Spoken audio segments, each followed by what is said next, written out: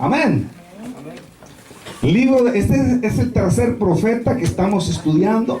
Ya estudiamos Oseas, Joel y ahora estamos estudiando el profeta Amós. Amén, hermanos. Bueno, vamos a leer los primeros versículos y vamos a leerlo en el capítulo 2, en el versículo 1 en adelante. Dice la palabra del Señor. Amén. Dice la palabra del Señor.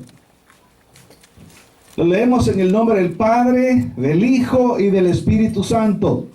Así ha dicho Jehová. 2:1. ¿Están conmigo? Amén. Por 3 pecados de Moab y por el cuarto no revocaré su castigo, porque quemó los huesos del rey de Edom hasta calcinarlos.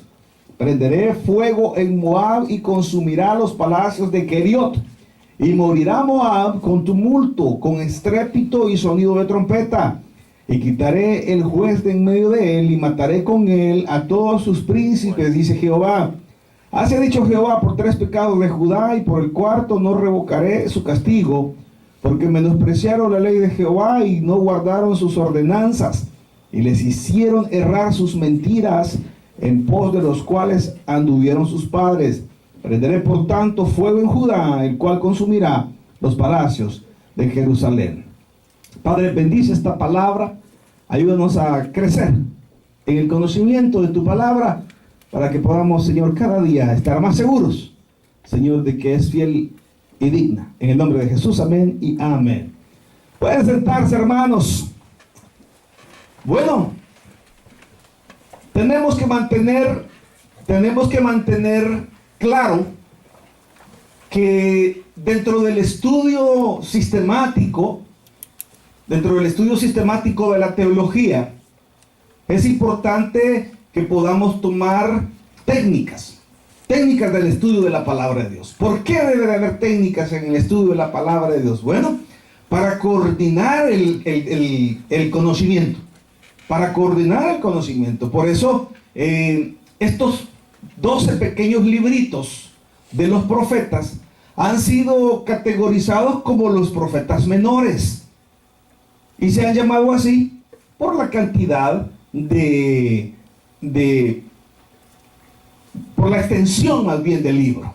Por eso han sido llamados profetas menores. No es porque los profetas hayan sido pequeñitos, ¿verdad? Sino que son los profetas menores debido a la cantidad de la revelación que el Señor trajo sobre ellos. Pero tanto los profetas mayores como los menores, ¿verdad? Los profetas mayores son Ezequiel, Daniel, ¿verdad? Lamentaciones, Ezequiel, Daniel, Jeremías. Es importante que sepamos de que hay elementos comunes que nos van a permitir coordinar este conocimiento. Entonces, tenemos en primer lugar que tener siempre presente que el profeta nos va a traer una enseñanza futurista del reino del Señor. ¿Cómo se está estableciendo el reino de Dios? ¿Qué cosas tienen que pasar?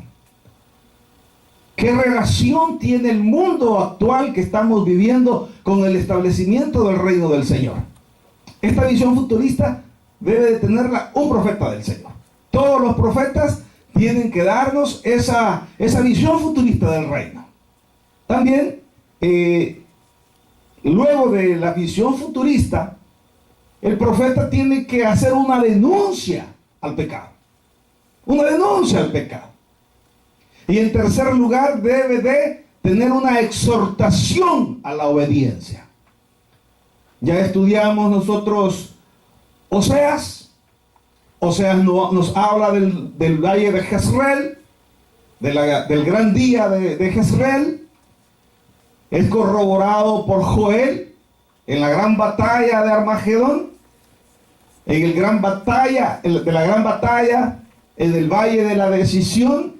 Entonces vamos viendo en este tejido teológico, en este tejido sistemático del estudio de la palabra de Dios, que esto va entrelazado, entretejido, el conocimiento de la palabra de Dios nos va, en algunos casos, nos va aumentando algunos puntos, o nos va confirmando otros puntos.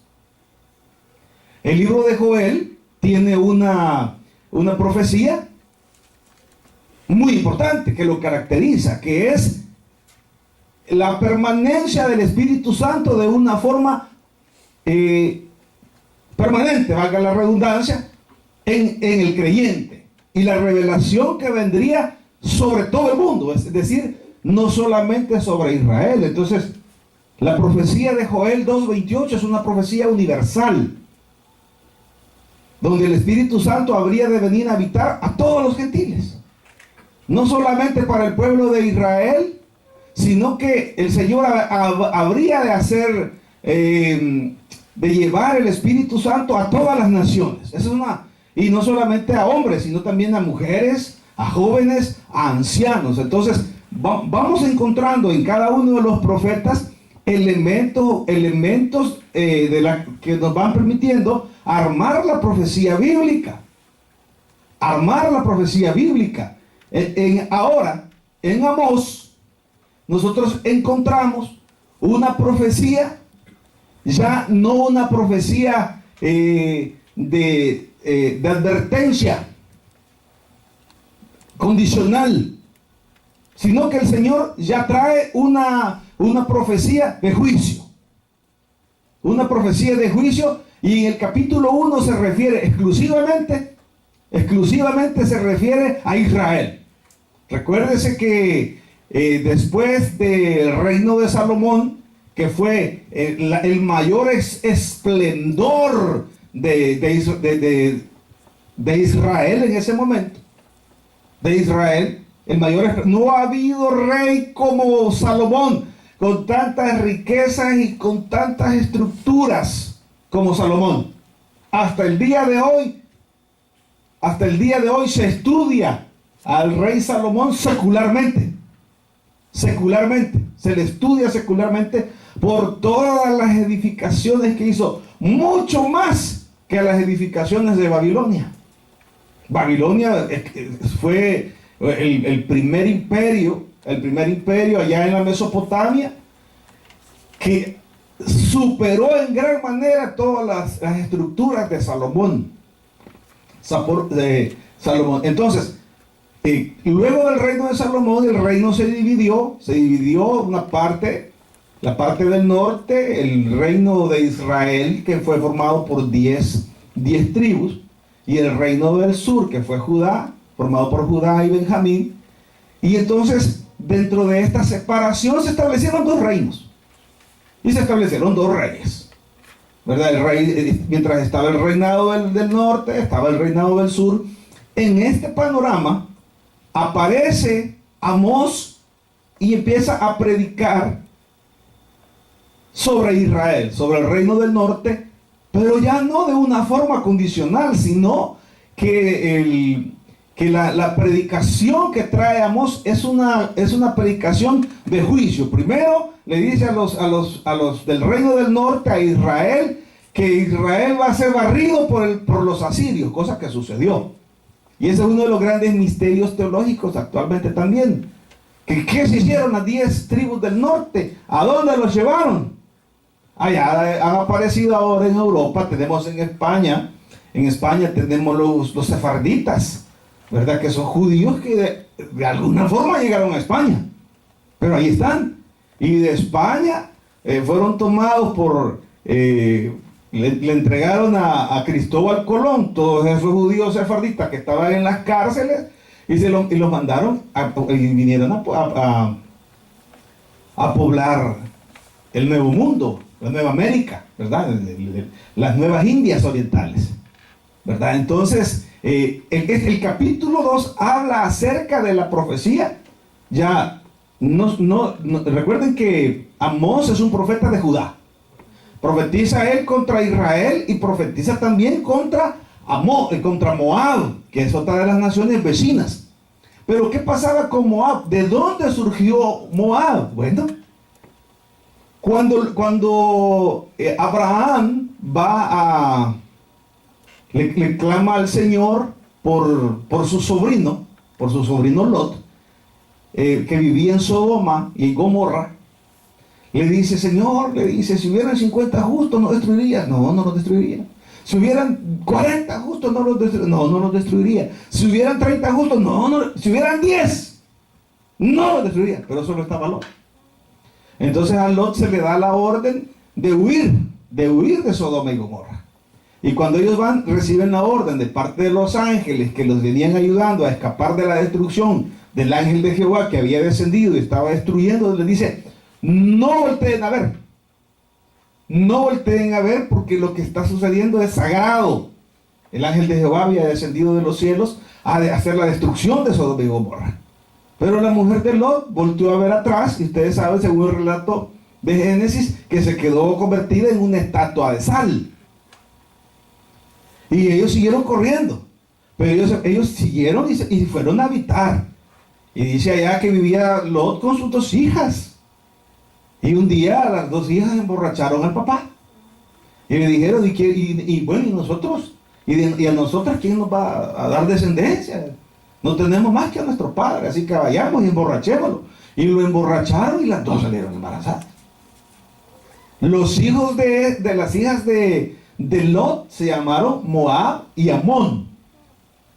Los moabitas y los amonitas. Desde ahí surgieron esos pueblos. Entonces, por ser naciones paganas y por ser descendencia de Lot, por ser descendencia de Nacor,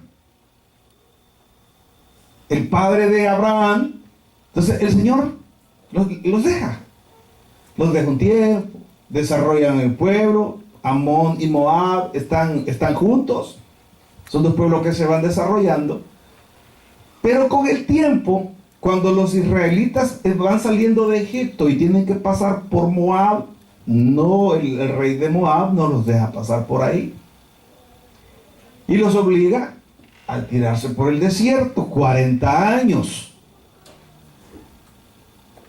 ¿Y qué es lo que hace él? Cuando desfallece el rostro de Moab, dice la escritura también, de que en cierta ocasión el rey de Moab tomó a su hijo mayor y lo metió al horno vivo. Esas eran las prácticas. Siendo descendientes de Lot, practicaban estos rituales diabólicos, satánicos. Y vamos a buscar este versículo que vale la pena que nosotros podamos darnos cuenta de que vamos a buscar Números 22, para que tengamos una mayor referencia a lo que sucedía en los tiempos de Moab. ¿Cuál fue la actitud de Moab con respecto a Israel? Y si ustedes buscan en Números, en el capítulo 22, cuando lo tengan me dicen amén. Amén.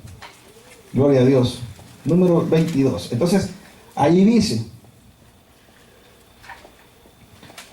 partieron los hijos de Israel y acamparon en los campos de Moab junto al Jordán frente a Jericó. Y vio Balac, hijo de Zippor, todo lo que Israel había hecho al amorreo. Y Moab tuvo gran temor a causa del pueblo, porque era mucho. Y se angustió Moab a causa de los hijos de Israel. Y dijo Moab a los ancianos de Madián: ahora lamerá esta gente todos nuestros contornos, como lame el buey la grama del campo. Y Balac, hijo de Zippor, era entonces rey de Moab. Por tanto envió mensajeros a Balaam, hijo de Beor, en Petor, que está junto al río, en la tierra de los hijos de su pueblo, para que lo llamasen diciendo: un pueblo ha salido de Egipto, y aquí cubre la faz de la tierra y habita delante de mí. Ven pues ahora, te ruego, maldíceme a este pueblo, porque es más fuerte que yo. Quizá yo pueda herirlo y echarlo de la tierra, pues yo sé que el que tú bendigas será bendito, y el que tú maldigas será maldito. Fueron los ancianos de Moab y los ancianos de Madián con las dádivas de adivinación en su mano, y llegaron a Balaam y le dijeron las palabras del rey Balac, rey de Moab. Él les dijo: reposad aquí esta noche y yo os daré respuesta según Jehová me hablare. Así los príncipes de Moab se quedaron con Balaam. Y vino Dios a Balaam y le dijo: ¿qué varones son estos que están contigo? Y Balaam respondió a Dios: Balac, hijo de Zippor, rey de Moab, ha enviado a decirme: he aquí este pueblo que ha salido de Egipto cubre la faz de la tierra. Ven pues ahora y maldícemelo. Quizá podré pelear contra él y echarlo. Entonces dijo Dios a Balaam, mire qué interesante, el versículo 12: no vayas con ellos ni maldigas al pueblo, porque bendito es. Porque bendito es. Así Balaam se levantó por la mañana y dijo a los príncipes de Balac: volveos a vuestra tierra, porque Jehová no me quiere dejar ir con vosotros. Y los príncipes de Moab se levantaron y vinieron a Balac y dijeron: Balaam no quiso venir con nosotros. Volvió Balac a enviar otra vez más príncipes y más honorables que los otros, y los cuales vinieron a Balaam y le dijeron: así dice Balac, hijo de Zippor, te ruego que no dejes de venir a mí, porque sin duda te honraré mucho y haré todo lo que me digan. Pues, ven pues, ahora maldíceme este pueblo. Y Balaam respondió y dijo a los siervos de Balac: aunque Balac me diese su casa llena de plata y de oro, no puedo traspasar la palabra de Jehová mi Dios para hacer cosa chica ni grande. Os ruego por tanto ahora que reposéis aquí esta noche para que yo sepa qué me vuelve a decir Jehová. Y vino Dios a Balaam de noche y le dijo: si vinieron para llamarte estos hombres, levántate y vete con ellos, pero harás lo que yo te diga. Así Balaam se levantó por la mañana y enalbardó su asna y fue con los príncipes de Moab. Y la ira de Dios se encendió porque él iba. Y el ángel de Jehová se puso en el camino por adversario suyo. Iba pues él montado sobre su asna y con él 2 criados suyos. ¿Ok? Balaam era profeta de Jehová. Recibía revelación de parte de Dios. Pero al pastor lo que le movía era el dinero. Entonces el Señor le dijo: ve a las naciones y predícales. Entonces el pastor dijo: bueno, malo no ando haciendo, porque yo he venido a predicar aunque me vaya al pueblo de todas maneras, y no soy el pastor. Entonces hay autorización de parte del Señor para que yo me esté sustrayendo las ofrendas del canasto, y no yo soy el pastor. Es así como llega hasta nosotros la doctrina de Balaam. Los pastores que practican la doctrina de Balaam, que predican la palabra tras ganancia. Amén. La escritura dice: de gracia recibisteis, dad de gracia. Pero entonces tenemos que saber nosotros que en nuestros tiempos tendremos pastores que van a predicar por su estabilidad económica y por su bienestar. No van a estar dispuestos a pagar el precio del llamado al ministerio. Ese es uno de los grandes problemas que tenemos hoy, que la imagen del ministerio se mancha por aquellos pastores que predican la doctrina de Balaam.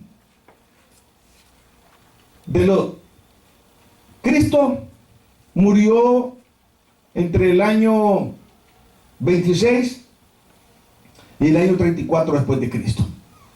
Por ahí murió Jesús, porque nació como en el 4 antes de Cristo. Cristo ascendió a los cielos en el año 35, digamos. Del año 35,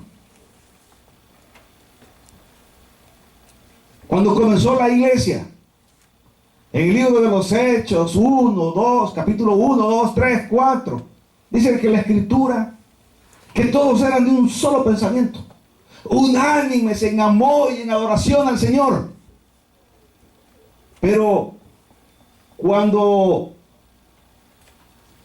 Juan escribe el Apocalipsis, le escribe a las iglesias.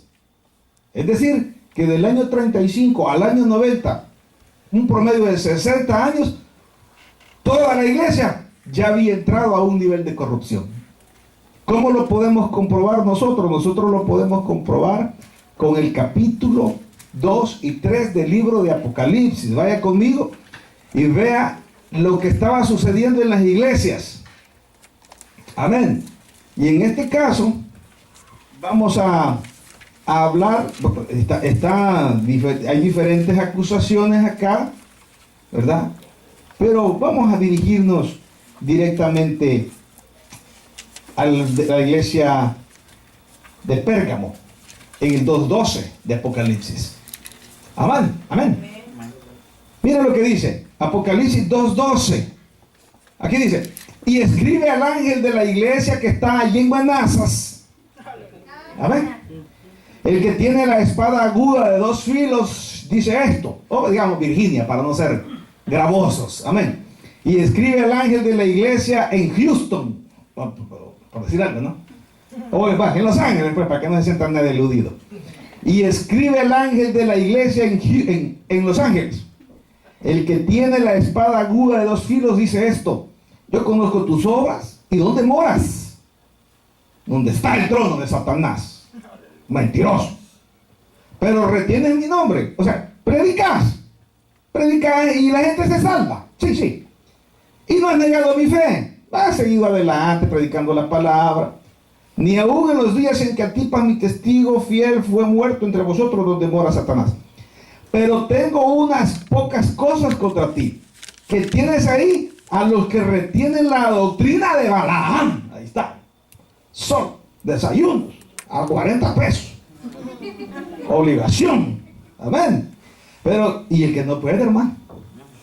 Pero tengo unas pocas cosas contra ti, que tienes ahí a los que retienen la doctrina de Balaam, que enseñaba a Balac a poner tropiezo entre los hijos de Israel y a comer de cosas sacrificadas a los ídolos y a cometer fornicación.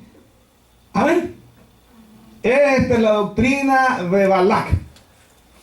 Hermanito, pastor, Balaam y Balac. Balaam era el rey y Balaam era el profeta. Pastor, aquí está este diezmito, mire, para usted. Esto no lo ponga en la ofrenda, pastor. Pero no me predique que ando en adulterio ahorita, porque no quiero que mi esposa se dé cuenta, ni toque el tema, pastor. No se preocupe, hermanito, vamos a hablar de otra cosa. Amén. Entonces, todo esto ya había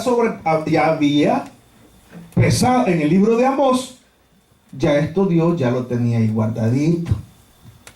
Ustedes no me dejaron pasar al pueblo. Y ustedes, y el origen de ustedes, un origen ha sido. Pero ¿qué es lo que, pastor? O sea, que Dios no nos acepta según nuestro origen. ¿Cómo no? Dios nos acepta. El problema es que habiendo recibido el perdón,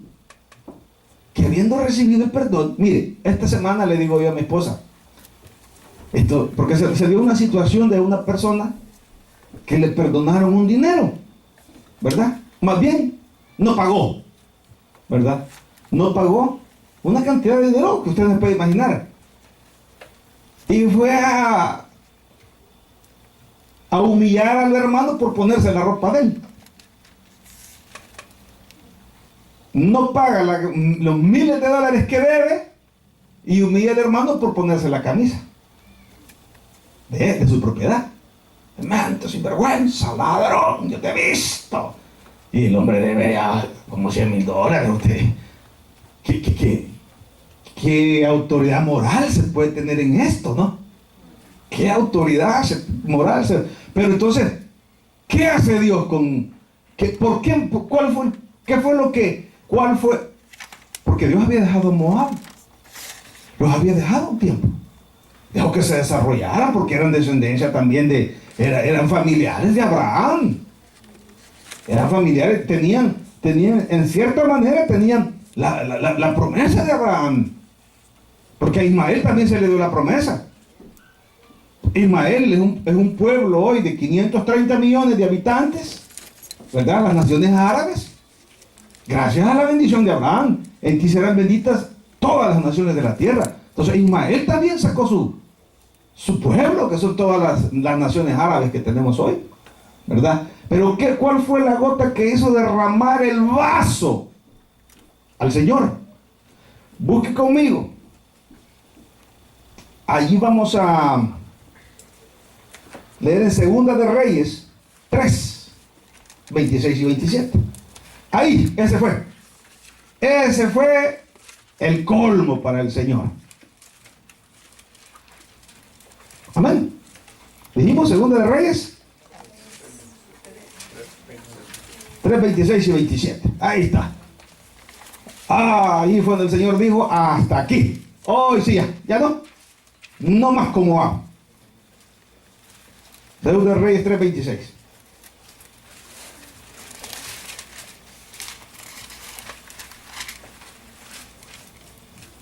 Vamos a leer de 25. 24. Amén. Amén. Segunda de Reyes 3, 24. ¿Lo tienen? Estamos hablando de Moab. Y estamos hablando de que el Señor le mandó a Moab llevar la profecía de que Moab iba a desaparecer. Aquí no era una profecía, tanto para Israel, era una profecía de destrucción. Se acabaron ustedes. Ya, si se arrepienten, ya no. Lo mismo para Moab. Ya no, ya como ustedes ya estoy harto. Ya basta. Entonces, dice el Proverbio 26, hombre que reprendido endurece la cerviz, de repente será quebrantado y ya no habrá medicina. Aquí cayeron estos. Amén. Entonces, Segunda de Reyes 3:24 dice, pero cuando llegaron al campamento de Israel, se levantaron los israelitas y atacaron a los de Moab, los cuales huyeron delante de ellos, pero los persiguieron matando a los de Moab, y asolaron las ciudades, y en todas las tierras fértiles echó cada uno su piedra y las llenaron. Cegaron también todas las fuentes de las aguas y derribaron todos los buenos árboles, hasta que en Kir-Hareset solamente dejaron piedras, porque los honderos la rodearon y la destruyeron. Y cuando el rey de Moab, mire, este era bueno, y cuando el rey de Moab vio que era vencido en la batalla, tomó consigo 700 hombres que manejaban espada para atacar al rey de Edom, mas no pudieron. Entonces arrebató a su primogénito, su hijo mayor, amén. Y qué interesante. Entonces arrebató a su primogénito que había de reinar en su lugar, al príncipe de Moab, y lo sacrificó en holocausto sobre el muro. Lo metió al horno, vivo. Y hubo grande enojo contra Israel, y se apartaron de él y se volvieron a su tierra. ¿Cuál fue el punto que hizo rebalsar el vaso de la misericordia de Dios? Que los moabitas se habían entregado completamente a las doctrinas paganas. Así va a pasar con muchos hermanos que se entregan al pecado y a la inmundicia del mundo. El Señor tarde o temprano dice, primero les quiebra una pierna, les saca un ojo, ¿verdad? Los mete a la cárcel. Pero no entienden. Entonces el Señor dice, ¿hasta qué? Ya el Señor ya. Yo recuerdo que estaba yo predicando y un hermano se había ido de la iglesia. No de donde yo estaba predicando, sino que de otra iglesita. Y ella andaba blasfemando, y andaba emborrachándose, y andaba y hablaba, blasfemaba más que todo. Y yo recuerdo que oímos unos disparos. ¡Pla, pla, pla, pla, pla! ¿Qué habrá sido? Dije yo, ¿verdad? Y ya al salir del culto me voy a dar cuenta. No, ahí llegó el sobrino me acuerdo de la hermana Dinora. Mamá, le dijo, ya mataron a Toño, le dijo. O sea, ya todo el pueblo de esa iglesia ya esperaba que lo mataran. Lo mismo pasó acá. Lo mismo pasó acá. Entonces ya el Señor ya dijo allá, vamos, porque los veo serios. Amén. Allí ya el Señor dijo, ya basta. Amén. Ya con Amós, así ha dicho Jehová, por 3 pecados de Moab y por el 4, no revocaré tu castigo, porque quemó los huesos del rey de Edom hasta calcinarlo. Prenderé fuego en Moab y consumirá los palacios de Keriot, y morirá Moab con tumulto, con estrépito y sonido de trompeta. Y quitaré el juez de en medio de él, y mataré con él a todos sus príncipes, dice Jehová.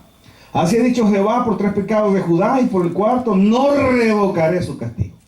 Esto es lo más increíble de Amós.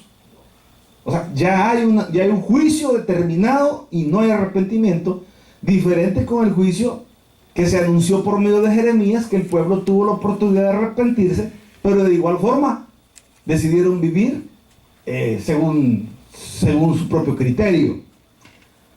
Por 3 pecados. Porque menospreciaron la ley de Jehová, no revocaré su castigo, porque menospreciaron la ley de Jehová y no guardaron sus ordenanzas y les hicieron errar. ¿Sus qué? Ellos solo se engañaban. Sus mentiras, en pos de las cuales anduvieron sus padres. Prenderé por tanto fuego en Judá, el cual consumirá los palacios de Jerusalén. Amén. Así ha dicho Jehová: por 3 pecados de Israel, y por el cuarto no revocaré su castigo, porque vendieron por dinero al justo y al pobre por un par de zapatos. Claramente hablamos de una clase dominante que humillaba la esclavitud a su mismo pueblo. Esto estaba en completa desobediencia a las leyes de los levitas, a las leyes de Levítico y Deuteronomio, donde hablaba de una paridad y donde hablaba de un año de jubileo. En el año de jubileo toda la gente comenzaba de cero, de nuevo. Estaban endeudados con las tarjetas de crédito y les permitía la ley de Moisés, les permitía hacer su bancarrota. Y ya no les pagaban a nadie y ya comenzaban. Y después de los 6 años de trabajo, había el año 7º de jubileo, donde cuando ya se acercaba el año del jubileo ya nadie prestaba. Pues sí, porque ya sabía que esa deuda ya no se la iban a pagar por orden de Dios. Amén. Por orden de Dios. Pero estos dicen que por un par de zapatos. Amén. Vendían por dinero al justo. Es decir, la ley de Moisés permitía que si usted no podía pagar, usted fuera a pagar con mano de obra. Entonces usted mandaba a los hijos. Ya los mandaba a vivir a la casa, a la hacienda del que usted vive, don fulano, présteme $1000. Y usted no tenía para pagarle los $1000, después tenía que mandar a sus hijos a trabajar de gratis. O sea, no de gratis, sino que le descontaran la deuda. Solo que ya no le pagaban, si valía $10 el día, ya que él les pagaba lo que él quería, $1 el día, hasta que terminaran de pagar. Y muchos ya quedaban de esclavos para siempre, por la gran deuda que tenían. Así que usted probablemente, por las deudas que tiene, sus hijos se los vengan a quitar, ¿verdad? Y ya no los tenga para siempre. Amén. Entonces, Moab participaba en los cultos de calcificación de huesos. Vivos metían al hermano Pablito ahí en el horno, o una manzana en la boca. 7. Pisotean en el polvo de la tierra las cabezas de los desvalidos y tuercen el camino de los humildes, y el hijo y su padre se llegan a la misma joven, profanando mi santo nombre. Cuidado. Sobre las ropas empeñadas se acuestan junto a cualquier altar, y el vino de los multados beben en la casa de sus dioses. Todo esto refiriéndose en contra de la ley mosaica y profanando el nombre del Señor. Yo destruí delante de ellos al amorreo, cuya altura era como la altura de los cedros y fuerte como una encina, y destruí su fruto arriba y sus raíces abajo. Y a vosotros os hice subir de la tierra de Egipto y os conduje por el desierto 40 años para que entraseis en posesión de la tierra del amorreo, y levanté de vuestros hijos para profetas y de vuestros jóvenes para que fuesen nazareos. ¿No es esto así?, dice Jehová, hijos de Israel. Mas vosotros dices de beber vino a los nazareos, y a los profetas mandaste diciendo: no profeticéis. Pues he aquí yo os apretaré en vuestro lugar, como se aprieta el carro lleno de gavillas, y el ligero no podrá huir, y al fuerte no le ayudará su fuerza, ni el valiente librará su vida. El que maneje el arco no resistirá, ni escapará el liguero de pies, ni el que cabalga en caballo salvará su vida. El esforzado entre los valientes huirá desnudo aquel día, dice Jehová. Juicio sobre Israel, el reino del norte. Se proclama juicio sobre Judá. Se proclama juicio contra Moab. Y este juicio se proclama de una forma incondicional. Ya no hay condición. Ya no revocaré el castigo. Destrucción sobre Moab. Destrucción sobre el reino del norte de Israel. Luego siguen los demás juicios. Vamos a ver el reino de Israel. ¿Por qué? Ya vimos por qué Moab fue destruido. Luego miraremos por qué fue destruido el reino de Israel. Si eran hijos de David, eran simiente del Señor.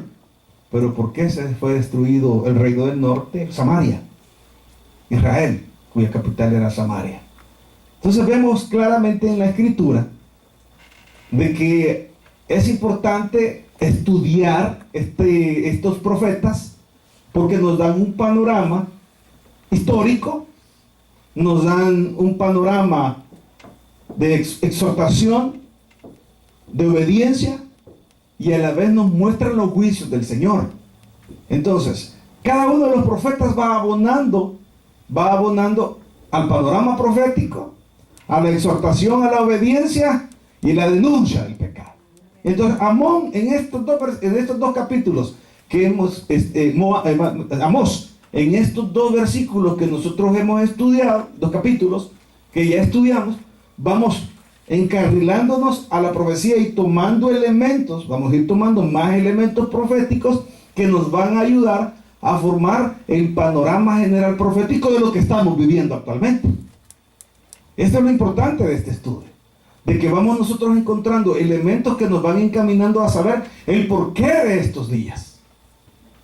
El porqué de estos días. Entonces, démosle gracias al Señor por su bendita palabra, porque a través de ella nosotros podemos crecer en el estudio sistemático de la palabra de Dios y aportar así a nuestro fundamento cristiano para conocer los designios del Señor en su palabra. Démosle un fuerte aplauso al Señor.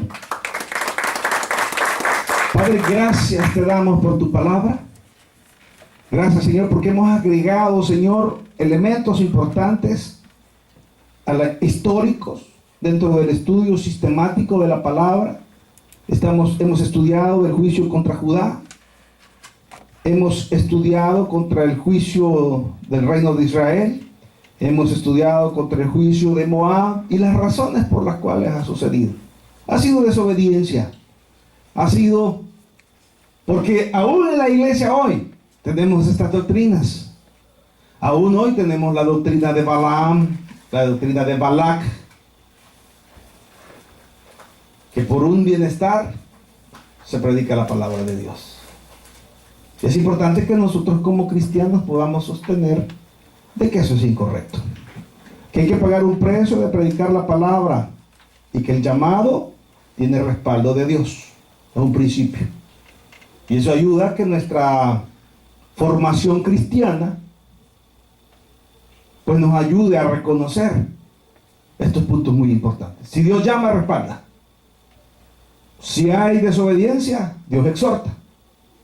Y si tras la exhortación no hay arrepentimiento, entonces el Señor trae juicios. Señor, síguenos alimentando de estos fundamentos cristianos.